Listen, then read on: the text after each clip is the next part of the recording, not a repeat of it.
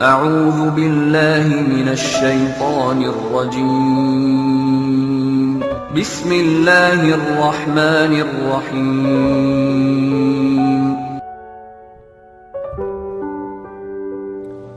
Di antara kisah yang berhubungan dengan kesolehan orang yang patuh kepada Allah dan kenikmatan hidup dia, kisah seorang anak muda di Mekah. Dari sekian ribu kisah, mungkin buku jutaan kisah orang soleh, di antaranya kisah anak muda ini yang sempat membuat hati saya merasa menambah keimanan. Orang ini keluar dari masjid habis sholat duhur di Masjid Haram Mekah. Kemudian dia menemukan sebuah kantong. Kantong ini berwarna biru, beludru, ya. Biru yang terang, yang bagus gitu. Kemudian dia buka kantong tersebut dan dia temukan di dalamnya ada permata zamrud, termasuk permata yang mahal. Di dunia ini pun sampai sekarang di masa kita juga dikenal dengan permata yang mahal. Di dalam Islam, Bapak Ibu sekalian, kita kalau menemukan benda yang jatuh, namanya luqata dalam bahasa Arabnya. Hukum syar'inya kita dianjurkan tidak menyentuhnya. Hukum syar'i. Bapak Ibu temukan HP, temukan duit, temukan dompet, gak usah diganggu, biarin di tempatnya. Hukum syar'inya begitu. Karena bisa saja pada saat kita ambil, mungkin orangnya datang 5 menit kemudian. Tapi kalau Bapak Ibu memang mau mengambilnya dan mau mengiklan, kalau mau mengambilnya syaratnya harus dia mengiklankan selama setahun. Kalau sudah setahun diiklankan tidak ada yang punya, bisa jadi haknya dia. Hukum begitu, hukum luqata. Tapi anak muda ini melihat di depan Masjid Haram ada kantong terjatuh, diambil sama dia, lalu dia naik ke atas sebuah batu, dia iklankan. Dia mengatakan, wahai penduduk Mekah, dengarlah, saya menemukan kantong ini, ya, dan siapa yang merasa memilikinya silahkan datang ke saya. Lalu diangkat sama dia tinggi-tinggi. Rupanya nggak ada yang mengaku. Dia teriak yang kedua kali, dia teriak yang ketiga kali, dia teriak yang ke-10 kali. Terus saja dia teriak, wahai muslimin, penduduk Mekah, ada nggak yang kehilangan kantong? Ini saya temukan. Tidak ada yang nyaut. Akhirnya dia bilang, karena di situ juga ada banyak pedagang-pedagang, maka dia bilang, wahai penduduk Mekah, kalau seandainya ada yang merasa barang ini milik dia, kalian sudah tahu rumah saya. Kebetulan orang-orang Mekah tahu rumah dia, karena dia penduduk Mekah. Maka tunjukkan rumah saya. Dengan hikmah Allah, baru saja anak muda ini pulang ke rumahnya, ada satu orang tua lewat di situ, sudah berjenggot putih, naik ke batu yang sama, cukup tinggi, lalu dia teriak, wahai penduduk Mekah, apakah ada di antara kalian yang melihat kantong saya yang jatuh? Sekali dia bicara, orang masih belum terlalu dengar, karena waktu itu tidak ada pengeras suara kayak kita sekarang. 2 kali, 3 kali, ada satu pengusaha di situ, ada pedagang yang datang mengatakan, wahai kakek tua, tadi sebelum anda naik ke atas batu ini, ada orang yang, anak muda yang menemukan kantong, mungkin itu yang anda cari. Rumahnya di sana, ditunjukin. Ringkas cerita, kakek ini pun pergi ke sana, dan kakek ini waktu mengiklankan, siapa yang menemukan kantong saya akan kasih sekian dinar. Kalau tidak salah itu 50 atau sekian banyak dinar, ya. Jumlahnya cukup besar. Maka pada saat itu Bapak Ibu sekalian, dia pun datang, si kakek ini datang ke rumah si anak muda tadi. Setelah salam, dia datang ke sana, kemudian dia menawarkan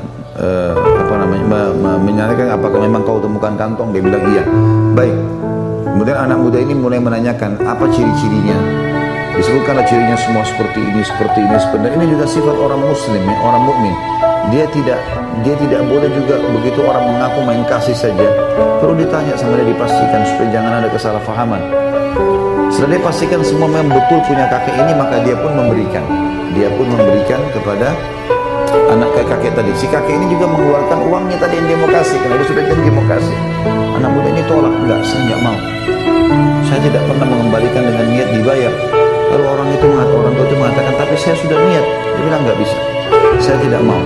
Terus saja si kakek tua ini mendesak anak muda untuk terima balasan. Dia bilang dia tidak mau. Sampai akhirnya si kakek tua ini sudah putus asa, dia nggak bisa berikan, dia pulang. Ringkas cerita Bapak Ibu sekalian, 3 bulan setelah itu, setelah ini, si anak muda ini merasa kehilangan atau kekurangan dari sisi pendapatan. Maka dia dalam hatinya tersirat, dia mau ke keluar dari Mekah, cari pekerjaan di luar Mekah. Nah, Mekah waktu itu belum zaman seperti kita sekarang. Dia bilang, saya mau cari rezeki, mau cari modal, nanti saya kembali lagi ke Mekah. Dia menuju ke Jeddah, ya, yang sampai memang dari zaman dulu sudah pelabuhan di sana. Dia naik kapal dan dia niat mau pergi ke satu negeri di Afrika sana cari kerja. Di tengah lautan, subhanallah, kapalnya dihantam oleh ombak, hancurlah kapal itu. Hancurlah kapal itu. Waktu kapal itu hancur, Bapak Ibu sekalian, anak muda ini berhasil selamat. Dengan hikmah Allah, dia berpegang pada sisa potongan kapal itu, kayunya dia bertahan, tapi dia pingsan. Dia sadar waktu sudah ada di tepi lautan. Waktu dia tiba di tepi lautan, dia kaget, ini sudah menjelang subuh, malam menjelang subuh. Dia kaget, dia bangun, dia coba lihat pesisir pantai tersebut. Dia lihat bangunan terdekat ada satu masjid, tapi tua. Masjid ini sudah tua, penuh dengan lawak-lawak gitu. Sudah kayak masjid tidak diurus. Dia lihat, ya, sarang laba-laba.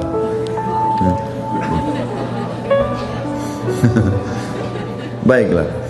Yang jelas, karena sudah tidak dirawat, maka kelihatannya sudah kumuh, ya. Dia pun melihat waktu subuh sudah tiba, dalam kondisi bajunya basah. Dia baru sadar dari pingsannya.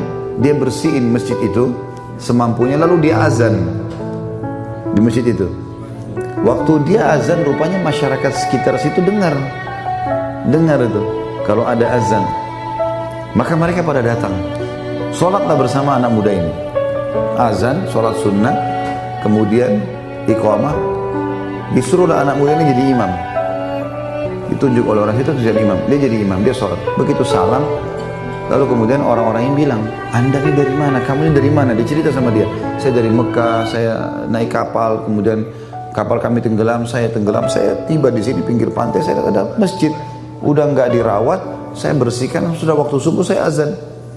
Kata mereka, kebetulan kami butuh imam, bisa nggak jadi imam di sini? Sekalian mengurus masjid ini, nanti kami kasih gaji.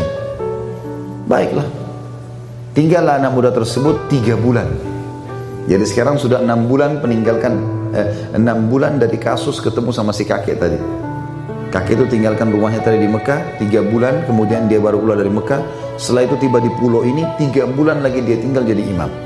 Setelah 3 bulan, rupanya karena dia anak muda yang hafal Quran, dia juga punya ilmu syar'i, ilmu agama yang bisa diajarkan, maka masyarakat sempat suka dengan dia. Lalu dimintalah dia untuk menikah dengan salah satu anak gadis di pulau itu gitu. Apakah kami mau kau nikah dengan anak gadis ini? Bersedia? Dia bilang baiklah. Dia mau menikah karena memang dia masih bujang belum menikah. Kemudian pada saat itu Bapak Ibu sekalian, didatangkanlah wanita, seorang anak gadis pakai cadar, tapi di bagian lehernya wanita itu ada kalung, dan kalung itu diikat, ada permatanya itu batu zamrud warna biru. Maka si anak muda ini, waktu perempuan tadi datang di depannya, buka cadarnya, matanya tertuju ke batu itu. Orang-orang di sekitar itu bilang, hai anak muda, kau zalimi perempuan ini. Kami datangkan untuk kau lihat wajahnya. Sunnah Nabi SAW kalau mau menikah, melihat wajah wanita dan telapak tangannya. Tapi kenapa kau lihat perhiasannya? Gitu kan. Kata anak muda ini, saya punya kisah dengan perhiasan ini, batu ini. Saya sangat yakin batu ini yang saya temukan 6 bulan lalu di Mekah. Dan kisahnya saya temukan, saya iklankan, terus datang seorang kakek tua yang mengaku. Begitu dia bilang kakek tua, tiba-tiba ya, orang-orang di masjid itu mengatakan Allahu Akbar, bertakbir semua. Kata anak muda ini, kenapa kalian bertakbir? Kata mereka, apa kau tahu siapa kakek tua yang kau temuin itu? Dan kisah yang kau sampaikan tentang batu permata, betul permatanya ini dia. Kata anak muda ini, tidak, saya tidak tahu. Kata mereka, itu adalah ayahnya anak perempuan ini. Ayahnya anak perempuan ini. Semenjak dia pulang ke pulau ini 3 bulan lalu, gitu kan, 6 bulan lalu dia pulang ke pulau ini, dia bilang dia selalu cerita tentang kamu, dan dia meninggal sekitar 3 bulan, beberapa hari setelah dia pulang. Dan itulah sebabnya kenapa masjid ini tidak diurus, karena dia dulu imam di sini, nggak ada yang bisa gantiin. Dan dia sebelum meninggal berdoa, dan kami dengar dia berkata, ya Allah, jadikanlah anak muda di Mekah itu jodoh anak saya. Itu kisah nyata. Kata anak muda ini, subhanallah, saya menikah dengan istri saya ini, maka permata itu yang tadinya dia kembalikan karena Allah, nggak mau terima balasan, gitu kan? Dia bilang saya kembalikan sekarang menjadi milik saya sama istri saya. Berjalan 6 bulan pernikahan selanjutnya, dengan hikmah Allah ajal istri saya datang, meninggal, maka saya menjadi pewaris tunggalnya permata itu. Dia kembalikan tadi karena Allah, Allah balas dia, permata itu jadi punya dia. Kuasa Allah Subhanahu wa ta'ala. Ada banyak kisah berhubungan dengan seperti ini.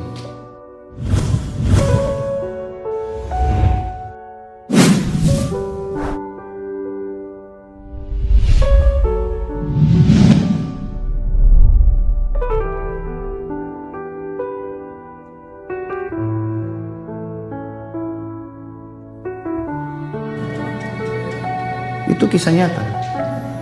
Kata anak muda ini, subhanallah, saya menikah dengan istri saya ini, maka permata itu yang tadinya dia kembalikan karena Allah, nggak mau terima balasan, gitu kan?